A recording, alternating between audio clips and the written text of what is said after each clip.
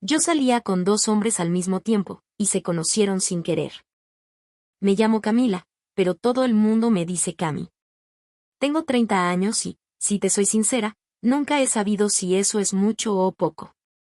Me siento demasiado vieja para algunas cosas, demasiado joven para otras. Lo único que tengo claro es que siempre he vivido con esa sensación de que estoy en una especie de carrera contra el aburrimiento. Desde que era niña me dijeron que era muy intensa, muy cambiante, muy impulsiva. Siempre muy. Me lo decían con esa mezcla de admiración y fastidio, como si fuera una chispa que no sabían si apagar o dejar que incendiara algo. Y yo nunca supe cómo vivir a medias. Me aburría de los juguetes, de los lugares, de las personas.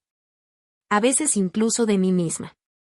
Cambiaba de carrera como de corte de pelo. Me enamoraba y desenamoraba con la misma rapidez. Probaba cosas nuevas solo para sentir ese cosquilleo de lo desconocido, aunque supiera que iba a durar poco. La vida, para mí, tenía que ser un constante ¿y ahora qué? Si algo no me emocionaba, simplemente lo soltaba. ¿Es eso una forma de huir? Puede ser. Pero nunca me gustó la palabra huir. Prefiero decir que tengo un alma inquieta. Una necesidad constante de volver a sorprenderme. Y no es que no valore la estabilidad, es que no sé cómo sostenerla sin sentirme un poco encerrada. He tenido relaciones. Varias. Algunas largas, otras fugaces. En todas hubo algo de fuego, algo de ternura, algo de caos. Pero siempre terminaban de la misma manera, con esa sensación de que había tocado techo. Que ya no había más que descubrir. Y cuando eso pasaba, simplemente me iba. A veces de forma elegante, a veces como un huracán. Pero siempre me iba. Por eso, cuando conocí a Sebas, algo en mí dudó. Porque él no era como los demás. Él era diferente. Él no me empujaba hacia el borde. Él me ofrecía una especie de paz que no sabía que necesitaba, pero que también me daba un poco de miedo. Una parte de mí pensó que con él tal vez, solo tal vez, podía ser distinta. Pero el problema con las personas como yo, es que podemos fingir quietud un rato. Pero tarde o temprano, la necesidad de saltar vuelve. Y nadie, ni siquiera el amor más noble, puede detener eso. Sebastián apareció en mi vida en una época rara.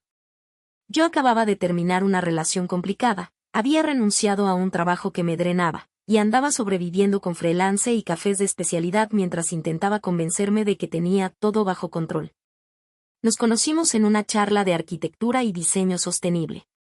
Yo no tenía idea de qué hacía ahí, solo fui porque una amiga me dejó plantada y me pareció mejor sentarme en la conferencia que regresar a casa a ver series.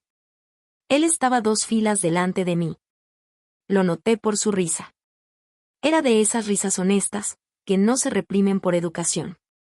Se rió fuerte de algo que ni siquiera fue tan gracioso, y eso me llamó la atención. Al final de la charla, me lo topé en la fila del café. Intercambiamos un comentario sobre lo aburrido del ponente, y terminamos riéndonos juntos. Nos sentamos en una de esas mesas largas que parecen pensadas para desconocidos que todavía no saben que están por conocerse. Hablamos 1 hora entera. Sin filtros. Como si ya nos conociéramos de antes. Sebas tenía una calma contagiosa. No esa calma pasiva que da flojera, sino una serenidad firme, como si supiera quién era y no necesitara probarlo. Me habló de su trabajo como diseñador industrial, de cómo amaba dibujar muebles a mano antes de llevarlos al modelo 3D. Me enseñó fotos de sus libretas, sus bocetos llenos de líneas limpias, detalles, estructuras.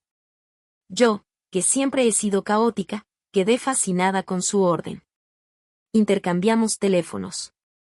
Y así empezó todo. No fue un enamoramiento fogoso, ni de esos que te quitan el aliento. Fue como entrar en una casa cálida después de caminar bajo la lluvia. Poco a poco, Sebas fue entrando en mi vida, y yo, sin darme cuenta, empecé a dejarle espacio. Me invitaba a cenas hechas por él. Pastas perfectas, vino bien elegido, conversaciones largas. No necesitaba impresionar a nadie. Me hacía sentir vista sin invadirme. Me hablaba con una honestidad que me desarmaba. Tenía una forma de escucharme que me hacía sentir importante, pero sin presiones. Y eso, para mí, era nuevo.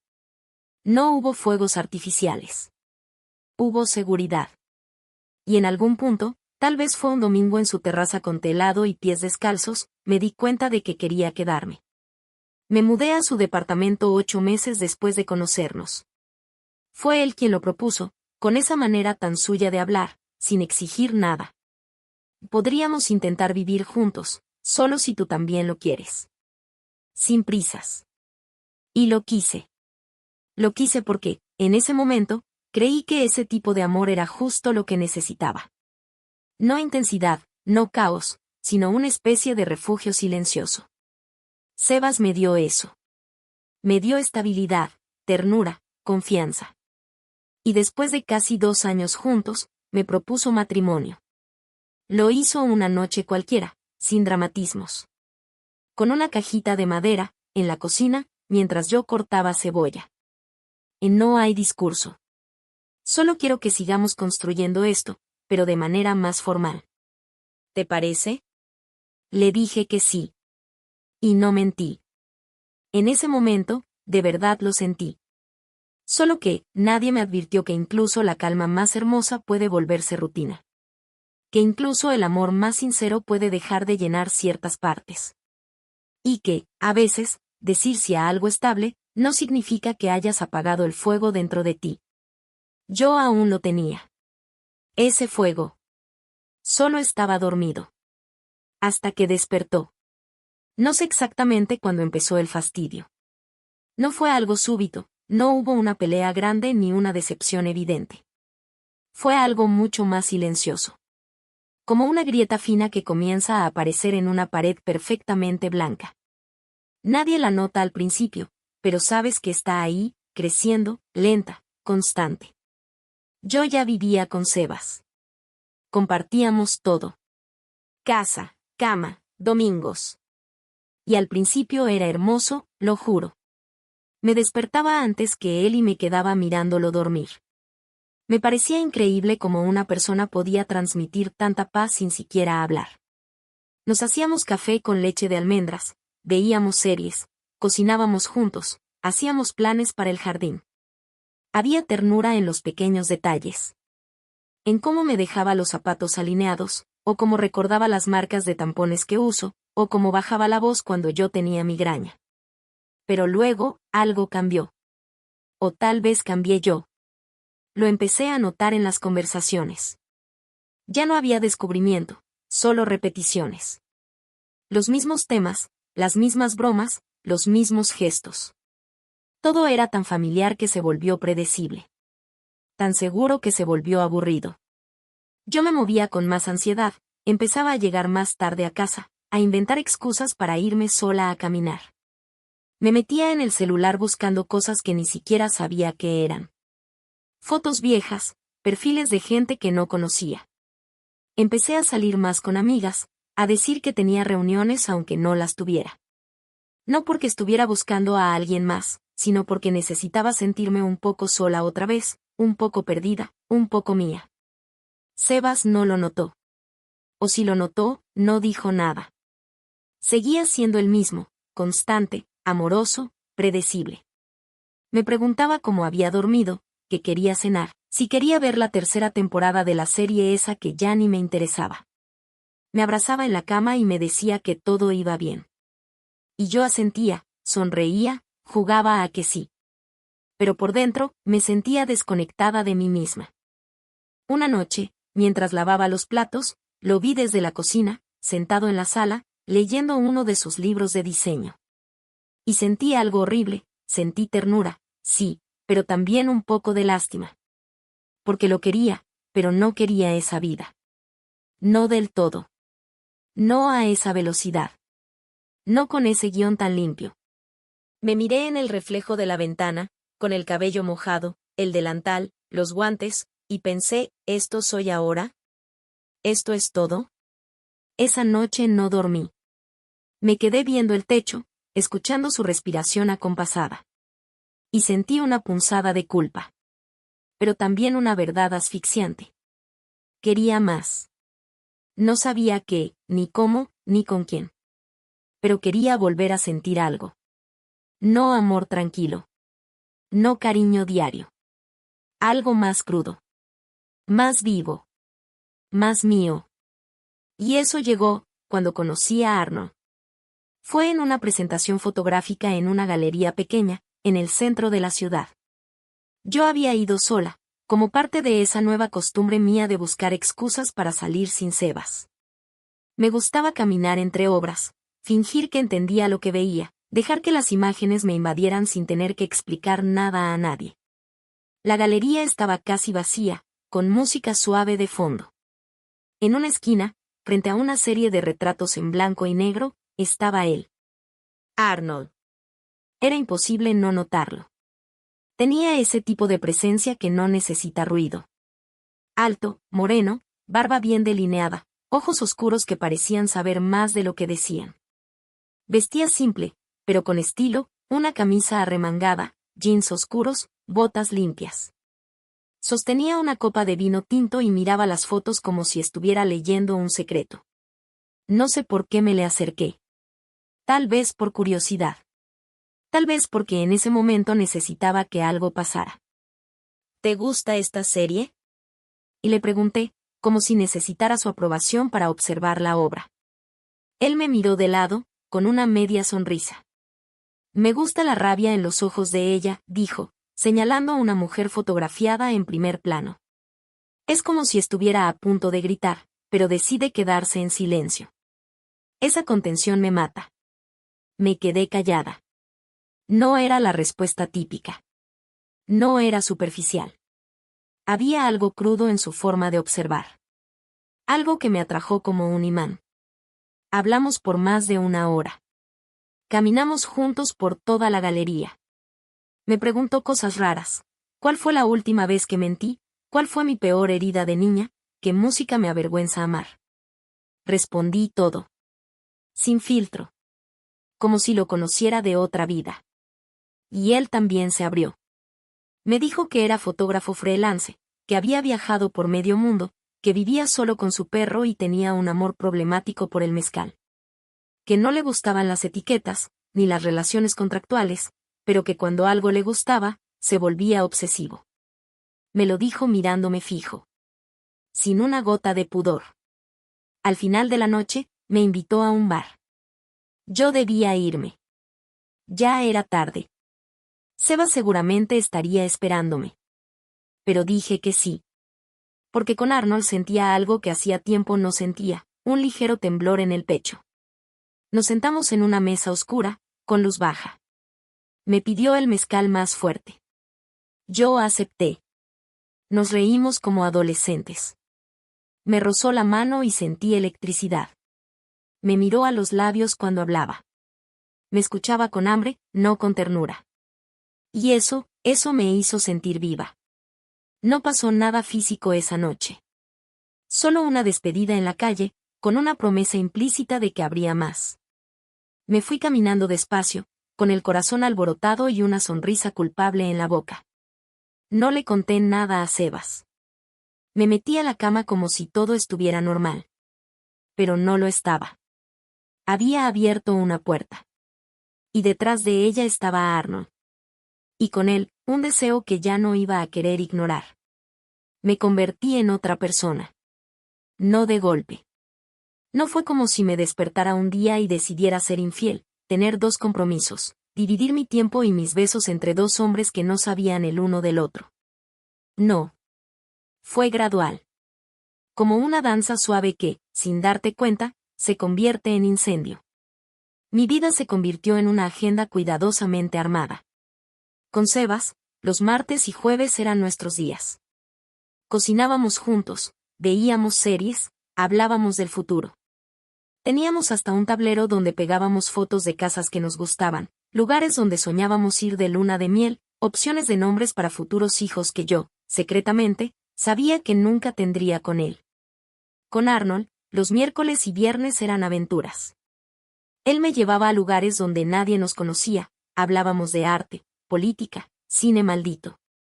Me fotografiaba con esa mirada suya que parecía desvestirme sin tocarme.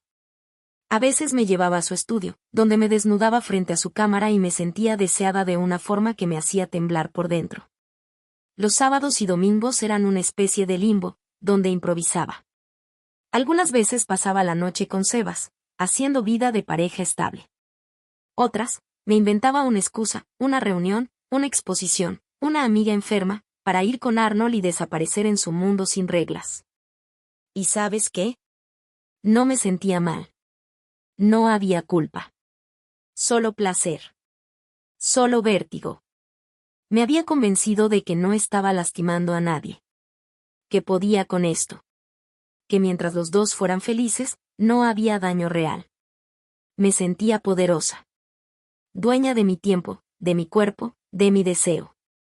Me creía una especie de equilibrista emocional, caminaba por la cuerda floja sin mirar abajo. Tenía 2 anillos. Uno, sencillo, de oro blanco, que me regaló Sebas cuando me pidió que me casara con él frente a su familia en una cena formal. Otro, improvisado, de cobre, que me dio Arnold una noche en la azotea de su edificio, cuando me dijo, no creo en el matrimonio, pero sí en la obsesión.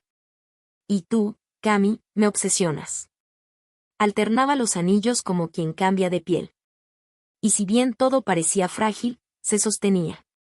Me volví experta en los detalles, guardaba conversaciones en carpetas diferentes en el celular, tenía 2 nombres distintos para cada uno en mis contactos, Sebas era mi Sol y Arnold era Z. Y memorizaba las historias que les contaba para no contradecirme. Lo más extraño es que, pese a todo, me sentía plena. No feliz, esa palabra se me hacía tibia, sino llena. Vibrante. Desbordada. Con Sebas tenía la estabilidad. Con Arnold, el fuego. Uno me miraba como si ya me conociera del todo. El otro, como si no pudiera terminar de descifrarme. Y yo, me gustaba en ambas versiones de mí misma. Era adictivo. Hasta que todo se me fue de las manos. Fue un domingo cualquiera. Uno de esos domingos en que se supone que nada pasa. Que debes quedarte en cama tarde, desayunar entre risas, ir al mercado o ver películas sin peinarte. Ese domingo, Sebas me propuso salir a almorzar a un nuevo restaurante en el centro, uno de esos sitios que están de moda, con estética industrial, paredes de ladrillo y menús impresos en papel reciclado. Dudé, pero accedí. No tenía excusas preparadas. Y él estaba especialmente cariñoso esa mañana. Nos sentamos en una mesa cerca de la ventana. Pedimos una tabla de quesos y una botella de vino blanco. Me hablaba de sus nuevos planes laborales, de ahorrar más para el departamento, de cambiar el auto. Yo lo miraba, asentía, sonreía con esa media sonrisa que ya me salía automática. Y entonces, ocurrió. Vi la puerta abrirse. Sentí la corriente helada antes incluso de verlo entrar. Arnold. Entró caminando con su aire despreocupado, con una mujer a su lado, una amiga, supuse, o una clienta, y sus lentes oscuros colgando del cuello. Iba hablando, riendo, como si el universo le perteneciera. Me congelé. Seba seguía hablando, ajeno. Pero yo, sentí como el estómago se me vaciaba. Arnold no me había visto aún, pero sabía que era cuestión de segundos. No tenía escapatoria. Cuando nuestras miradas se cruzaron, fue como una descarga eléctrica. Lo vi fruncir ligeramente el ceño, luego ladear la cabeza. No fue rabia. Fue curiosidad. No entendía qué hacía yo ahí, sentada con un tipo que le tomaba la mano a plena vista. Y entonces, como si el destino tuviera sentido del humor, la mesera, una chica joven con trenzas rojas, cometió el error fatal. ¿Conoces a Arnold? Le dijo a Sebas con una sonrisa. Es uno de nuestros clientes frecuentes. Trabaja justo al lado. ¿No se conocían? Silencio. Sebas lo miró. Arnold, aún de pie, ahora nos observaba con una intensidad casi violenta. Yo sentía que todo giraba. No, no lo conozco, dijo Sebas, educado, extendiendo la mano. Sebas, mucho gusto. Arnold tardó medio segundo en reaccionar. Luego estrechó la mano con una fuerza contenida. Arnold. El gusto es mío. Yo no podía respirar. Mi corazón golpeaba en mis costillas como si quisiera salirse. Pero fingí. Dios mío, cómo fingí. Sonreí.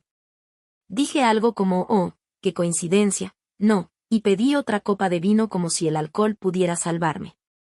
Arnold no dijo nada más. Se fue a su mesa, pero no dejaba de mirarme. No con rabia, no con dolor. Con algo distinto.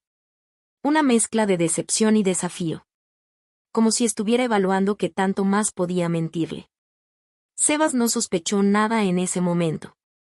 Me abrazó, brindó conmigo, habló del postre. Pero yo ya sabía que la tormenta se había desatado. Y yo, ya no era equilibrista. Estaba cayendo. Me habían descubierto, aunque nadie hubiera dicho una palabra. Y lo peor no era el miedo. Era que parte de mí lo había deseado todo este tiempo. Días después de aquel almuerzo tenso, la calma fue un espejismo. Sebas no dijo nada esa tarde, ni la noche siguiente, ni al día siguiente. Pero su silencio ya no era dulce ni cómodo. Era denso, lleno de sospechas que yo sentía rebotar en las paredes cada vez que hablaba. Dejé el celular más vigilado que nunca, pero no fue suficiente. Arnold, claro, no se quedó quieto. Me había mirado como si supiera todo, y en el fondo, siempre fue más impulsivo que racional. Lo supe cuando Sebas me despertó una mañana con la voz quebrada. No gritó, no rompió nada. Solo me miró con una mezcla de incredulidad y dolor seco. Me dijo que Arnold le había escrito. Le contó todo. Desde cuando me veía con él, cómo me había comprometido con ambos, hasta los nombres de los lugares donde solíamos encontrarnos. Incluso le envió una foto nuestra, tomada por él mismo, donde aparezco riendo, vestida con la camisa de Arnold en su estudio, con el anillo de cobre brillando en mi mano izquierda. No pude negarlo. No pude inventar nada. Sebas no me dejó. Solo se fue. Empacó en silencio. Cerró la puerta sin una última palabra. No me gritó, no pidió explicaciones. Y eso dolió más que cualquier reclamo. Arnold tampoco volvió. Después de enviar el mensaje, me bloqueó de todas partes. Como si cumplir su venganza hubiera sido suficiente. Y así me quedé. Sola. Sin Sebas, sin Arnold. Sin palabras ni anillos. La equilibrista que creyó poder caminar entre dos mundos, cayó al vacío sin red. Y nadie la esperó abajo.